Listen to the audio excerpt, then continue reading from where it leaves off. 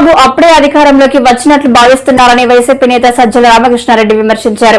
EC వైఫల్యం వల్లే రాష్ట్రంలో హింసాత్మక ఘటనలు జరిగాయని ఆరోపించారు. ఈ 5 ఏళ్ల పాటు ఎవరినైతే ఏ వర్గాలనైతే కాసుకున్నారో, ఏ వర్గాల దీన్ని అభ్యున్నతికి పాటుపడుతూ వచ్చారో, రాష్ట్ర అభివృద్ధితో పాటు వాళ్ళు ఎంత ఉత్సాహంతో పోలింగ్లో పార్టిసిపేట్ చేశారు. అందులో ముఖ్యంగా మహిళలు పోలింగ్ పర్సెంటేజ్ ఇవన్నీ చూసిన తర్వాత ఎవరు అంచనాలు వాళ్ళు వేసుకోవచ్చు. మాకైతే ఖాయంగా కనపడుతోంది. గవర్నమెంట్ వస్తుంది, చాలా బాగా వస్తుంది.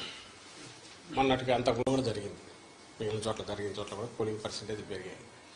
ఓటింగ్ జరిగే శాతాన్ని బట్టి చూసి యాంటీ ఇన్కంబెన్సీ అనుకుందామంటే మీరు గమనించిన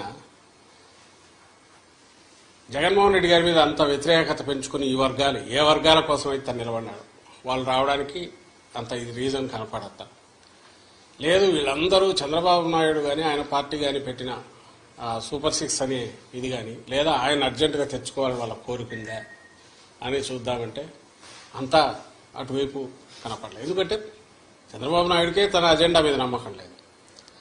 ఆయన సూపర్ 6 గురించి కూడా ప్రచారం చేసుకోవాలి. ఆయన ఎంతసేపు ఉన్నా జగన్మోహన్ రెడ్డి గారి మీద వ్యక్తిగతంగా దాడులో లేదా వివేకానంద రెడ్డి హత్యను ఇంకా గొడ్డలు అనడము, ఇంకోటి కుటుంబం దీన్ని వాళ్ళకి సంబంధించిన కుటుంబ సమస్యలను తీసుకొచ్చి పెట్టడము, లేదు లాస్ట్లో ల్యాండ్ టైటిలింగ్ యాక్ట్ అని ఇంకోటి తీసుకొచ్చి ఒక అర్థం లేని ఇది దేన్నైతే వాళ్ళు ఆ రోజు సపోర్ట్ చేశారు, దేన్నైతే ఈరోజు ఐ థింక్ నీతి ఆయోగ్ వాళ్ళ దాంట్లో కూడా ఉంది, దాన్ని ఒక ఇష్యూ కింద చేసి ఆయన ఇచ్చిన హామీలే గట్టిగా చెప్పుకోలేని వచ్చాడు. ఎందుకంటే ఆయనకే నమ్మకం లేదు. ఇంతకుముందు కూడా చెప్పాం, అది హామీలను అమలు చేస్తాడే నమ్మకం జనానికి లేదని, ప్రజలకు లేదని. అది ఆయనకు అవగాహన ఉంది కాబట్టి అది వదిలేసి కేవలం వైఎస్ఆర్ కాంగ్రెస్ పార్టీని లేదా వైఎస్ఆర్ కాంగ్రెస్ పార్టీ నాయకులను అందరికంటే ముఖ్యంగా జగన్మోహన్ రెడ్డి గారిని వ్యక్తిగతంగా దూషిస్తూ మొత్తం వాళ్ళ క్యాంపెయిన్ అంతా దాంట్లో నడిచింది. సో ఆ నేపథ్యంలో ప్రజలు ఆయన ఇచ్చిన హామీల మీద నమ్ముకొని వచ్చింటున్నారనడానికి అది కనపడట్లా. ఉంటే ఆయనే చెప్పేవాడు దాని గురించి, వాళ్ళు దాని గురించి మాట్లాడేవాళ్ళు. వేరే మా నాయకుడు ఆయన మొత్తం ఒకే థీమ్ మీద మీరు గమనిస్తే ఈ 5 ఏళ్ల పాటు తాను రాష్ట్ర అభివృద్ధికి సంక్షేమం ద్వారా లేదా మొత్తం డీసెంట్రలైజేషన్ ఆఫ్ పరిపాలన సుపరిపాలన అందించడం ద్వారా తాను ఏం చేశాడో ఇవే చెప్పాడు. ఇవి కంటిన్యూ కావాలా అనుకుంటే నన్ను దీవించండి అని అడిగాడు. ఈ థీమ్ బలంగా కంటిన్యూస్ జనంలోకి వెళ్తూ వచ్చింది. మేము ఎప్పుడు చెప్తుండేవాళ్ళం కదా, 87% లబ్ధిదారులు ఏదో ఒక రూపంలో బెనిఫిట్ పొందిన వాళ్ళందరూ అవును ఇది నిజం అనుకున్నారు. కరెక్టే కదా, ఇది కంటిన్యూ అయితే మా బతుకుల్లో ఇంకా మెరుగైన మెలుపు వస్తుంది, మేలు మలుపు వస్తుంది, ఇంకా వెలుగు పెరుగుతుంది, కుటుంబం అభివృద్ధి జరుగుతుంది అని వాళ్ళు నమ్మారు. ఏదైతే హోప్ పెట్టుకున్నామో వాళ్ళు ఓన్ చేసుకున్నారు ఈరోజు. అది కనపడుతుంది. అంటే మా దాంట్లో ఇది క్రిస్టల్ క్లియర్గా ఒక వ్యాలిడ్ రీజన్ కనపడుతుంది. నాకు టీడీపీ వైపు నుంచి ఒక్క రీజన్ చెప్పండి, మేము మీడియానే అడుగుతున్నాం. ఇదిగో ఈ రీజన్ వల్ల వీళ్ళకి వచ్చి ఉండొచ్చు కదా అని అనుకోవడానికి ఒక్కటి చెప్పండి. అప్పుడు ఇదే వస్తుంది. అయినా సరే వాళ్ళు బింకంగా ఏదన్నా అనుకుంటే ఆయన చంద్రబాబు నాయుడు గారిని చూస్తే మీకే తెలుస్తుంది. ఆయన ఈ మధ్య మామూలుగా అయితే ఆయన బయటికి రాగానే ఎన్నికలు రాగానే 2000 చూపించి విక్టరీ సింబల్ ఏదో చూపించాల్సిన ఆయన అది చేయట్లా. ఆయనకు డౌట్ వాళ్ళకు తెలుస్తోంది. It is well return on the wall. రేపు June 4th దీంట్లో కౌంటింగ్లో రాబోతోంది. అది దానికి సరైన కారణం ఉంది.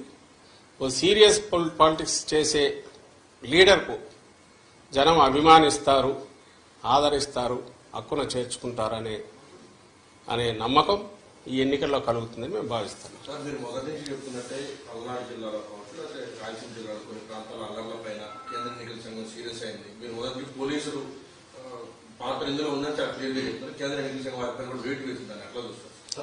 దానికంటే ఇప్పుడు పురంధేశ్వరి గారు కూడా కొంతమంది అధికారులు మార్చమన్నారు. ఎక్కడైతే అధికారులు మార్చిన దగ్గర ఇటువంటి ఘటనలన్నీ కూడా దాన్ని ఎలా చూస్తారు? ఇప్పుడు మీరే గమనిస్తే ఈరోజు చూశాను, నాకు ఈనాడు బ్యానర్ హెడ్ ఐ థింక్ సరిగ్గా లాస్ట్ మంత్ ఎప్పుడైతే అందరినీ బదిలీ చేసినప్పుడు లేదా వాళ్ళ మీద యాక్షన్ తీసుకోవాలని చేసి బదిలీ చేసి మార్చినప్పుడు ఎస్పీలు కానీ కలెక్టర్లను కానీ ఈడ్చి పారేసిన ఈసీ అని ఒక పెద్ద బ్యానర్ హెడ్డింగ్ పెట్టి వేశారు. ఆ రోజు నుంచి చెప్తున్నాం, ఈ పురంధేశ్వరం ఇంగోరు మాకు ఇదిగో ఈ కంప్లైంట్లు ఉన్నాయని అపోజిషన్ రాయడంలో తప్పేం లేదు. కానీ ఎవరిని పెట్టాలని కూడా వాళ్ళే సజెస్ట్ చేశారు. ఎప్పుడైతే కూటమి ఫామ్ అయిందో అప్పుడే చంద్రబాబు నాయుడు గారికి ఫ్రీ హ్యాండ్ ఇచ్చినారేమో అని అనిపిస్తుంది పై నుంచి. ఆ మేరకు కొంచెం ఒత్తిళ్లు పనిచేసాయనడానికి బలమైన ఇది ఆ రోజు హడావుడిగా అంతమందిని మార్చినప్పుడు చెప్తున్నాం పట్టులేని వాళ్ళు వస్తే కష్టమని. ఆఖరకు పోలింగ్ తర్వాత జరిగిన హింస చూస్తే అది ఎంత కరెక్ట్ అనేది అర్థమవుతుంది. ఈరోజు మళ్ళీ వాళ్ళు అదే పెడుతున్నారు. పాయింట్ వచ్చి ఎక్కడైతే అధికారులు వాళ్ళు కదిలించి రకరకాల కారణాలు చూపి చేయించుకున్నారో అక్కడే ఇవి జరగడం అంటే వాళ్ళు పెడితే మరి వీళ్ళు ఏజెంట్ల కింద పనిచేస్తారు కదా అని అనుకుంటే ఈ మాత్రం ఇది కూడా జరిగేది కాదు ప్రికాషన్ తీసుకుంటే. కానీ అట్లీస్ట్ ఇప్పటికైనా మేలు. ఇప్పుడు రియలైజ్ కావాల్సింది కానీ ప్రజలు కూడా గమనించాల్సింది ఏంటంటే ఆ రోజు అధికారులు తప్పించి ఎవరైతే తెచ్చుకున్నారో వీళ్ళుండగా జరగడం అంటే అది ఈసీ ఫెయిల్యూరు ప్లస్ టీడీపీ కుట్రపూరితంగా చేసింది అని రెండైతే అవగాహన అర్థమవుతుంది కదా. ఈ నేపథ్యంలో మళ్ళీ వేటు అని చెప్పి ఈరోజు వాళ్ళు చేసేసి